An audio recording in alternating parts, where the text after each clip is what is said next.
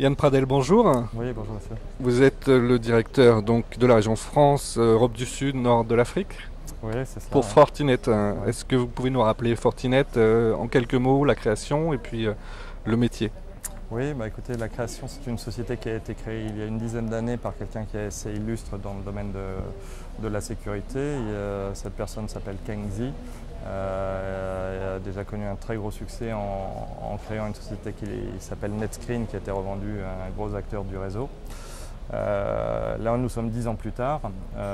10 ans plus tard, cette société Fortinet, c'est une société qui fait de l'ordre de 300 millions de dollars de revenus, qui est rentrée en bourse en novembre 2009. Donc Bourse asiatique ou bourse américaine? Sur le Nasdaq. Donc en novembre 2009, vous comprenez que pour entrer en bourse dans des temps financiers extrêmement perturbés, il faut avoir des fondamentaux économiques très, très solides, une vision très claire et cette entrée en bourse s'est traduite par un très beau succès, reconnu de l'ensemble des analystes, pas seulement financiers, mais de tous ceux qui font des études dans le domaine dans lequel nous travaillons, type Gardner Group, IDC et compagnie. Justement, les environnements de vos clients sont en train de changer en ce moment. Il y a de plus en plus de virtualisation et la sécurité doit s'adapter à ces nouveaux environnements. Est-ce que dans les UTM, puisque c'est le produit phare de Fortinet aujourd'hui, les UTM de nouvelle génération s'accordent à cette évolution? Totalement. Maintenant, il faut bien comprendre que la notion d'UTM, c'est quelque chose qui a 10 ans chez Fortinet. Qu'elle est faite d'une manière très particulière et très différenciatrice des UTM du marché, des autres UTM du marché. D'ailleurs, on est reconnu non seulement comme le leader mondial du secteur, mais également comme le pionnier de ce secteur. Même ayant ouvert cette notion marketing d'UTM, c'est pas moi qui le dis, c'est IDC qui le dit. Le boîtier tout en un de sécurité. En fait. Le boîtier tout en un de sécurité. Mais à la différence des autres, c'est que tout ce qu'il y a dans ce boîtier nous appartient, a été développé par nos propres ingénieurs.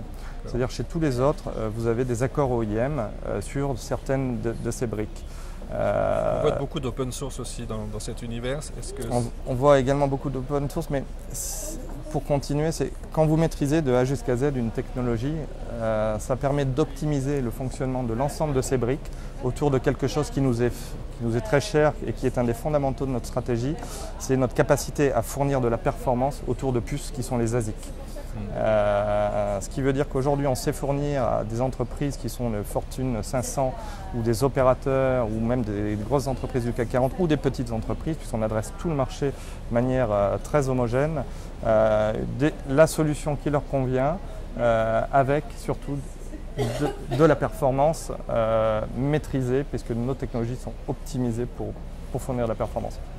À un coût également extrêmement attractif, puisqu'encore une fois, notre technologie étant développée par nous-mêmes, nous avons développé un système économique sans licence. Oui, c'est-à-dire que ça ne dépend pas du nombre d'utilisateurs. Ça ne dépend pas du nombre d'utilisateurs. On fait du contrôle applicatif, quel que soit le nombre d'utilisateurs. On fait de l'antivirus, quel que soit le nombre d'utilisateurs, du filtrage URL, quel que soit.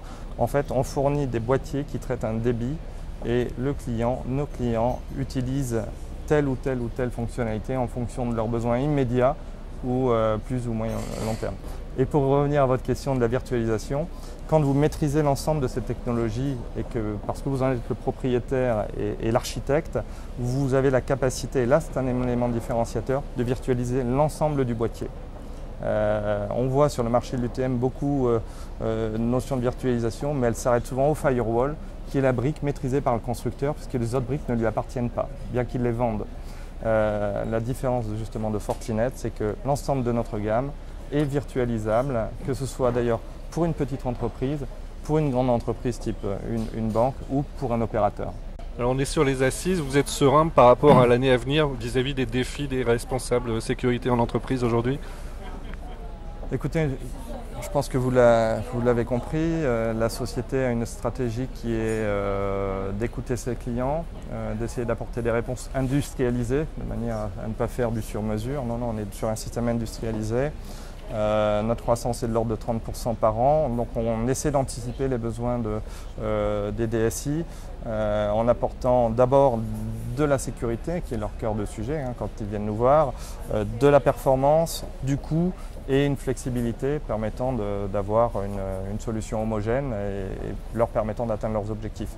Et ce qu'on ressent au travers de cet événement des Assises, c'est qu'on a le sentiment d'être un acteur qui n'est de moins en moins un challenger, mais de plus en plus un leader. D'ailleurs, on est reconnu comme un des 4 ou 5 leaders du firewall au niveau mondial, le leader de l'UTM.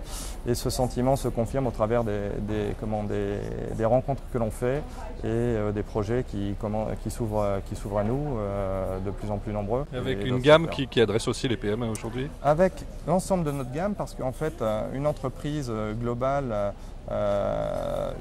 utilise nos solutions et voit en nos solutions la possibilité de sécuriser un très gros site ou un site moyen ou un tout petit site et de l'exploiter d'une manière homogène puisqu'on a les outils, que ce soit un petit site, un moyen site ou un très gros site, nos technologies font exactement la même chose. L'investissement en termes de formation, d'exploitation, d'intégration et de support pour eux, il est mutualisé et donc permet aux entreprises d'avoir une homogénéité. Ils trouvent chez nous cette flexibilité qui est utile pour faire des économies tout en assurant un bon service de sécurité. En fait. Voilà. Merci beaucoup Yann Pradel. Écoutez, avec grand plaisir. Merci.